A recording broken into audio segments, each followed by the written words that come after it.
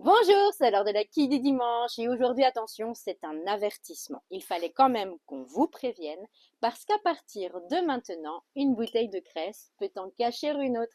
Et oui, c'est une grande nouveauté et pas des moindres. Après quasiment 30 ans de vinification uniquement en rouge, et quel rouge! Eh bien, Philippe Chenelon nous propose son premier millésime en blanc, le 2024, qui vient tout juste d'arriver en boutique. Alors ici, on est sur un assemblage de deux terroirs et de trois cépages. On va avoir des argiles et des sables sur lesquels sont plantés du chardonnay qui sera dominant dans l'assemblage pour l'élégance et la finesse.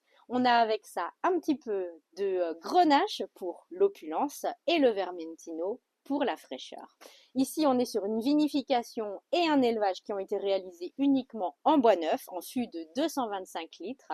Pendant 10 mois, on vient remettre en suspension les lits, on vient faire un bâtonnage pour apporter de la complexité aromatique et du gras. Et il en résulte un très joli vin blanc taillé pour la gastronomie. On va avoir de l'opulence, du gras, des jolies notes boisées, mais l'élevage est vraiment très bien maîtrisé. C'est à la fois charmeur, intense, complexe. Ça se prête déjà aujourd'hui à la dégustation, mais bien sûr, il saura se faire attendre et on est même curieux de le voir, revoir, regoûter dans quelques années.